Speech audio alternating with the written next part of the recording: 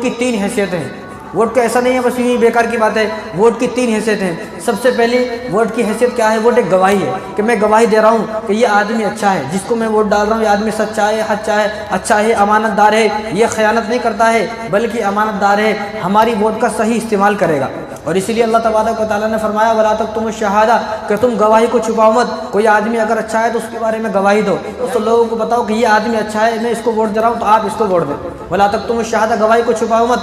وَمَن يَكْتُمْهَا فَإِنَّهُ آثِمٌ قَلْبُهُ اگر کوئی آدمی گواہی کو چھپائے گا تو اس کا دل گنہگار ہے۔ اس لیے امام قرطبی رحمۃ اللہ علیہ نے فرمایا کہ جب یہ حالات پیدا ہو جائیں جن حالاتوں میں مسلمانوں پر ظلم ہوا اور ان حالاتوں میں کوئی آدمی ووٹ نہ دے تو یہ بھی بڑا ظالم ہے، یہ بھی گنہگار آدمی ہے۔ جب دیکھا جا رہا ہے کہ ظالم حکومت میں آ گیا اور ظالم کی وجہ سے سارے لوگ پریشان ہیں، پھر بھی کوئی آدمی ووٹ نہیں ڈالتا ہے اور اپنے گھر میں مست بیٹھا ہوا ہے تو یہ آدمی برابر کا گنہگار ہے۔ اس لیے ووٹ کی سب سے پہلی حیثیت کیا ہے؟ گواہی ہے کہ میں گواہی دے رہا ہوں کہ میں جس کو ووٹ ڈال رہا ہوں یہ اچھا آدمی ہے۔ اچھے آدمی کی گواہی دی تو ثواب ملے گا، برے آدمی کی گواہی دی تو گناہ ہی ملے گا۔ اور اس لیے دوسری حیثیت کیا ہے؟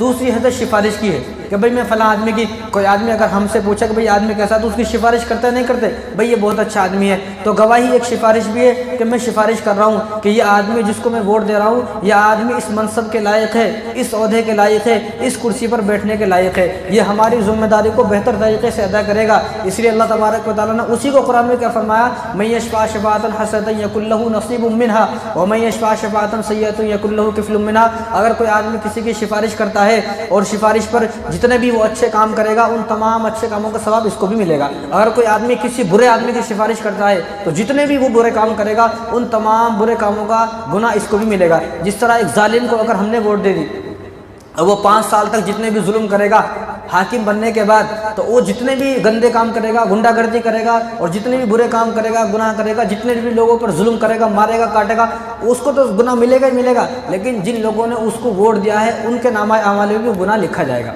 تو دوسری حیثیت سفارش کی ہے، میں اس آدمی کی سفارش کرتا ہوں کہ یہ اچھا آدمی ہے۔ اور تیسری حیثیت کیا ہے؟ تیسری حیثیت وکالت کی ہے کہ ایک آدمی کسی پر کیس چل جائے تو وکیل بناتا ہے، بھئی میں اچھے سے اچھا وکیل ڈھونڈوں، اگر وہ وکیل اس کا کام آتا ہے اور وہ وکیل اس کا کیس جیت گیا تو لوگوں کو بتاتا ہے کہ فلاں وکیل ہے، میں بھی اس سے کیس لڑا تھا، وہ کیس جیت گیا، وہ وکیل بہت اچھا ہے، تم بھی اپنا کیس اس وکیل سے لڑو۔ تو یعنی ہم جس کو ووٹ دے رہے ہیں اس کے بارے میں یہ خیال ہے کہ جو وہ جیتے گا تو ہماری بات کو اسمبلی تک پہنچائے گا، ہماری ضرورتیں کیا ہیں، ہماری پریشانیاں کیا ہیں، ہماری ہر پریشانی کو وہ پارلیمنٹ تک پہنچائے گا، بڑے لوگوں تک پہنچائے گا۔ تو ووٹ کی 3 حیثیتیں، پہلی گواہی کی، دوسری سفارش کی اور تیسری وکالت کی، ہر آدمی یاد رکھے۔ لیکن یاد رکھیں کہ ووٹ ایک امانت ہے، جب ووٹ ایک امانت ہے تو یہ امانت دار کو پہنچنا چاہیے، جو حقدار ہے اس تک پہنچنا چاہیے، جو حقدار ہے، جو ظالم ہے اس تک ہماری ووٹ نہ پہنچے، جو خیانت کرنے والا ہے، جو لوگوں پر ظلم کر رہا ہے اس تک ہماری ووٹ نہ پہنچے۔ تو بعض لوگ ایسے ہیں کہ ان کو مسلمانوں کی یاد کب آتی ہے؟ 5 سال میں ایک مرتبہ آتی ہے۔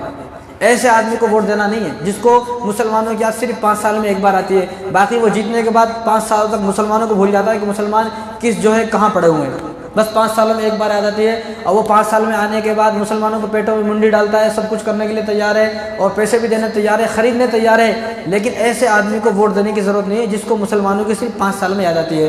تو ایسے ہی ظالم کی گواہی نہیں دینا ہے بلکہ جو آدمی اچھا ہے، عادل ہے، منصف ہے، انصاف پسند ہے، ایسے آدمی کی گواہی یعنی ایسے آدمی کو ووٹ دینا ہے۔